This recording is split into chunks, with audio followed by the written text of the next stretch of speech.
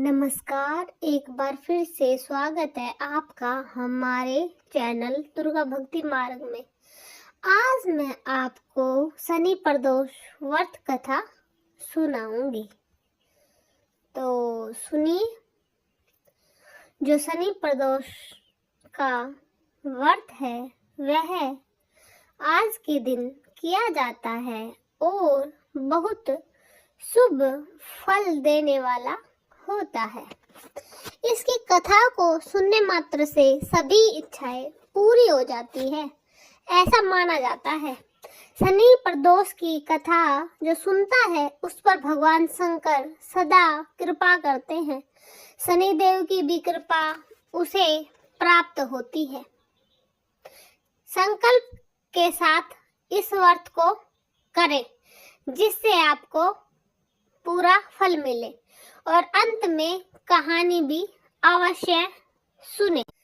तो आइए सुनते हैं शनि प्रदोष व्रत कथा। प्राचीन काल की बात है। एक नगर में नगर से एक जो सेठ रहता था। नगर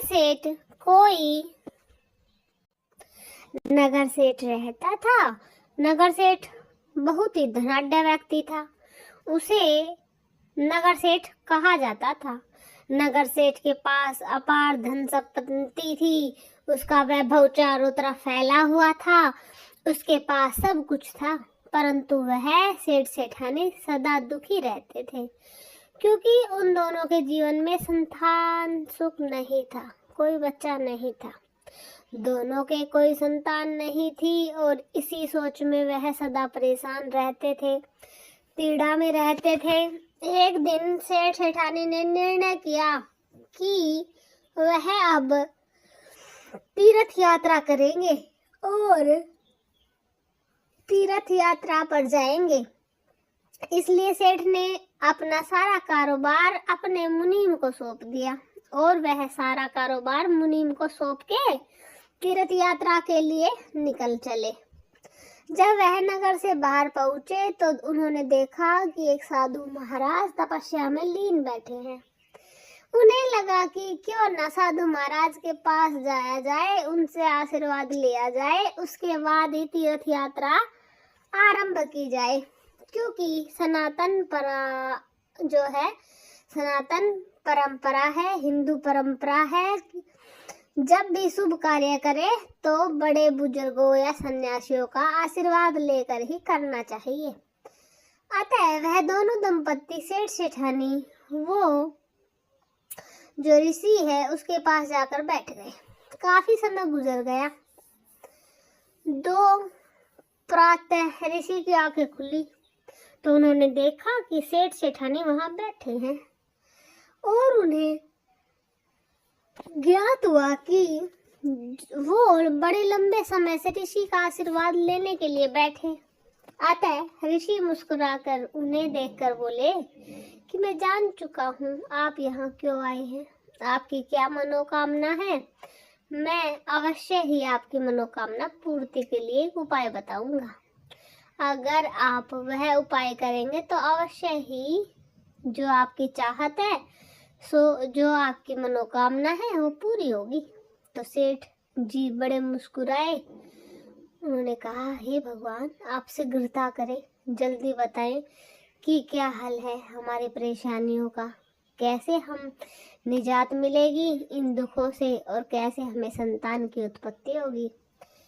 ऋषि बोले कि आपको शनि प्रदोष का व्रत करना होगा। मैं शनि प्रदोष की विधि बताता हूँ।